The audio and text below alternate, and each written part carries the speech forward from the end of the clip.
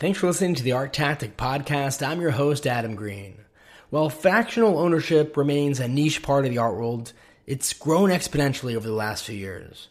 We're beginning to see new entrants in this market, and each has a different perspective and strategy. So in this week's episode, we wanted to chat with Harold Eytan, CEO of Particle. Particle was in the news last year when they launched by offering fractional ownership of an important painting by Banksy, and they're back now with their second artwork, an H.R. Giger alien statue. We hope you enjoyed the conversation with Harold. Thanks so much for listening.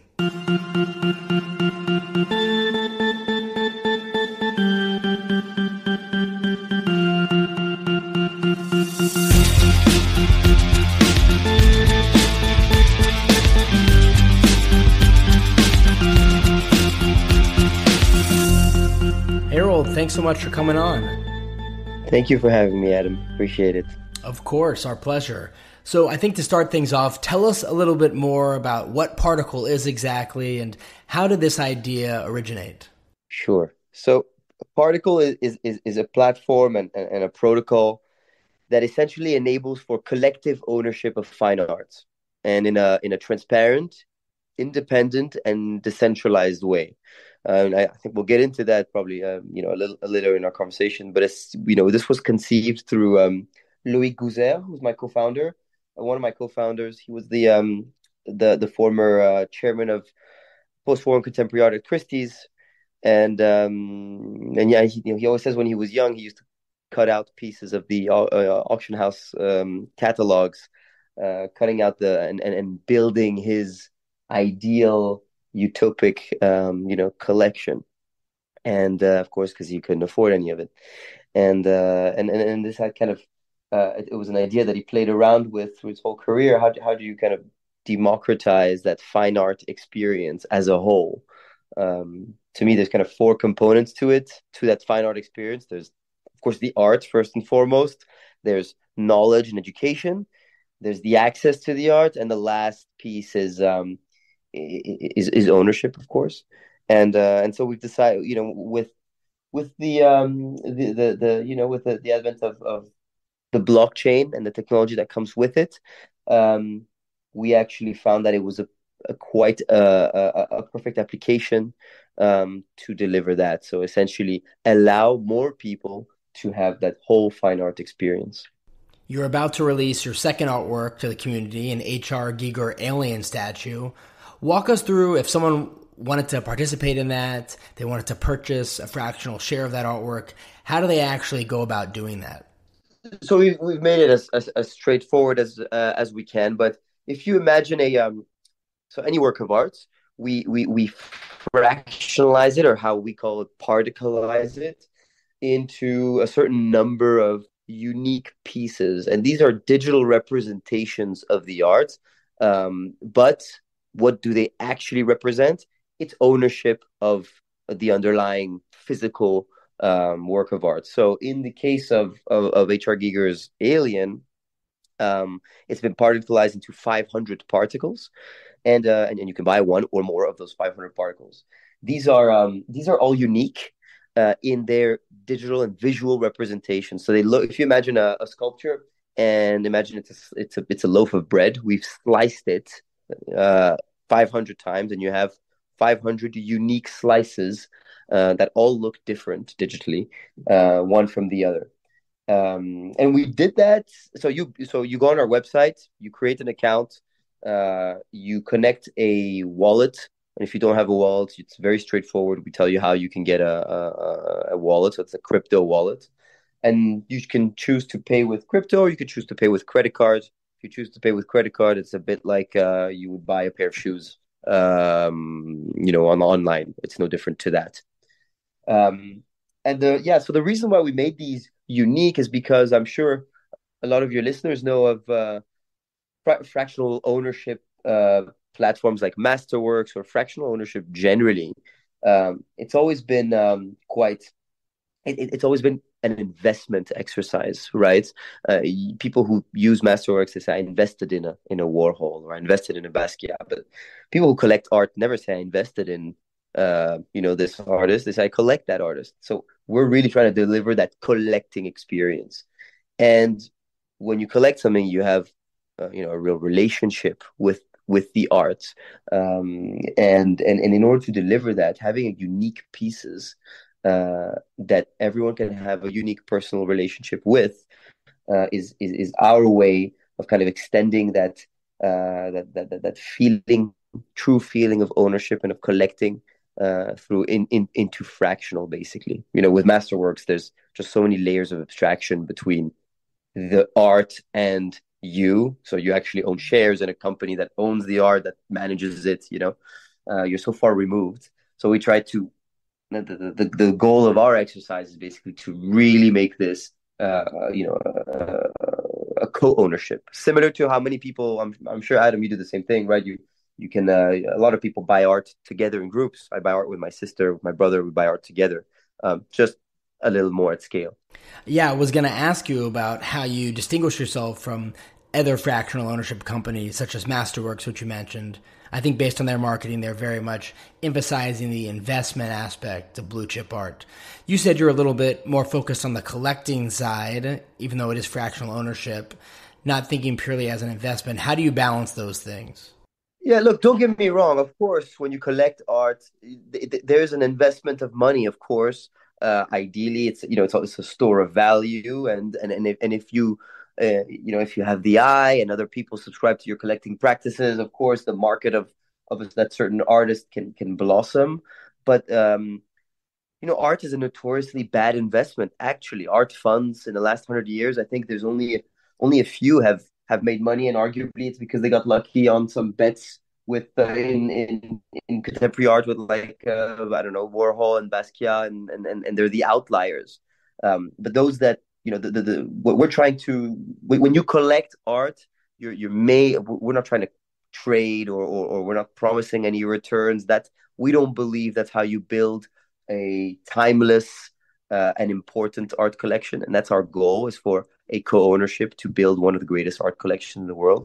If financial motivations if you're financially motivated, that won't happen.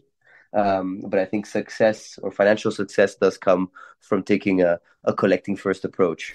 And would you say your target customer or your existing customer is someone who's an experienced art collector, or more someone who's on the outside of the art world, perhaps trying to expose themselves to art? And do people genuinely not mind that they aren't living with the art when they buy works from Particle? Well, look, on that, they are actually owning it, but they can't have it at home, of course.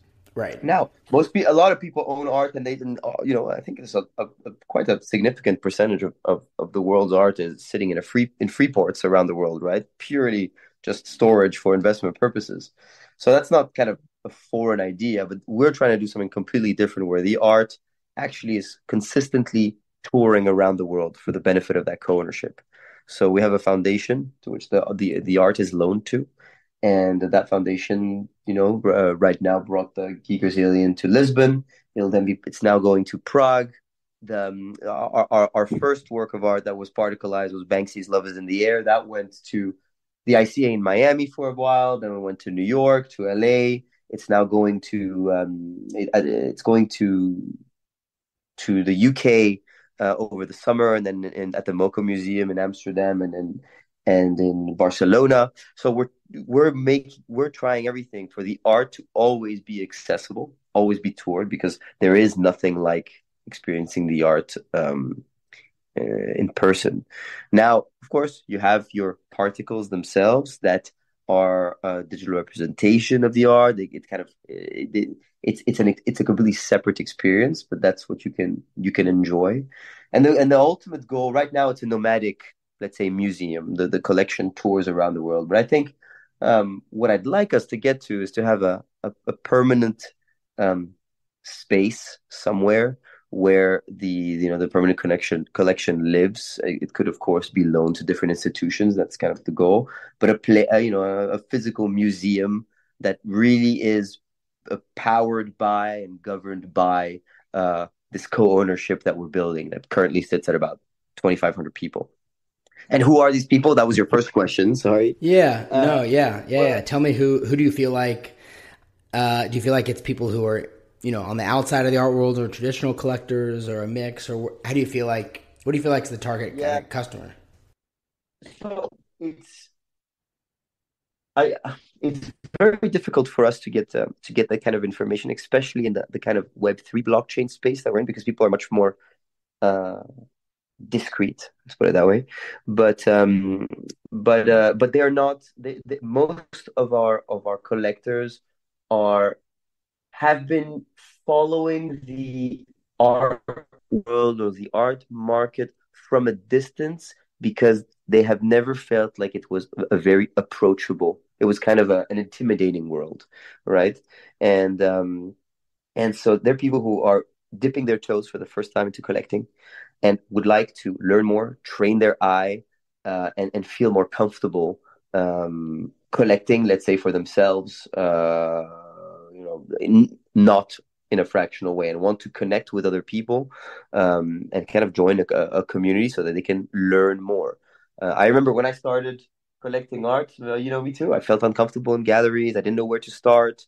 Nobody has an art advisor that they not very few people have an art advisor that they know that can help them start. I was lucky; my sister is an art advisor, but so we're trying. We have a very big educative exercise that we do.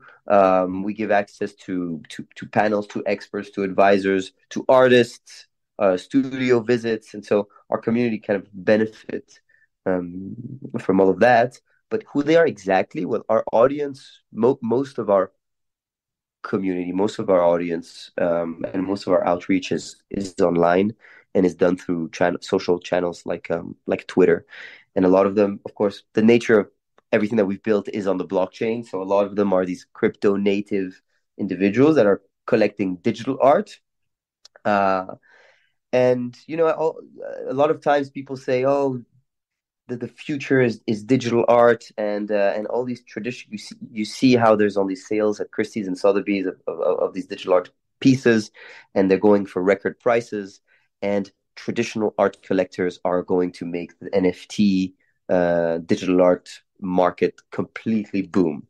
But actually what we see is that it's these crypto native people who have been collecting digital art now, who've made a little bit of money and start educating themselves on art history and where everything comes from. There's actually more of those that are now going into collecting traditional art, and so we sit a little bit in between both, um, and we'll see where that goes. Right, we'll see where who joins our community in the coming years. And so is the plan to eventually resell the artwork in the future? How is that managed? Is it something that you decide, or do the owners of the fractional shares actually have any say in this? Good question. I mean, the goal is not right. The goal is that we can accumulate and build curate a gorgeous collection. But of course, um, as a co-ownership, sometimes you have to make that decision. So our protocol or our platform, excuse me, our platform has the capability of someone who, let's say you, Adam, you don't care about particles. You wanna have that alien at home in your living room. You can create an account and you can make an offer to the co-ownership. So say you want to offer $1 million for this. They all have to vote, and if the vote goes through with a majority, well, we organize for the work of art to be shipped to you, and everyone who owns particles of that work, they now don't symbolize ownership in the work anymore because they've accepted your offer, but they can now redeem that particle for their pro rata share of that $1 million that they accepted from you. And we are completely removed from that process, and that's a very important point because we wanted this to be a completely self-managed thing by the co-ownership. Yeah. That's really interesting. I think it's very unique for the fractional owners to actually have a say, and you put it up for a vote, and it's very transparent, and ultimately they're the ones deciding if and when they want to sell it. And everything is recorded on and the beauty about the blockchain is that it's completely public, so you can't have any manipulation. Everything is auditable, very transparent. And of course, also you don't have to pay management fees like you would when if you think about this on an investment side. Masterworks is 2% management fees all the time. Well, But speaking of that, let me ask you, what is Particle's business model? How do you make money exactly? So Particle itself is just a technology company, a platform that allows for um, people who have art to sell it through us to a community. To facilitate that, we build all the technology. We charge a platform fee, 20% platform fee on a sale happening through Particle.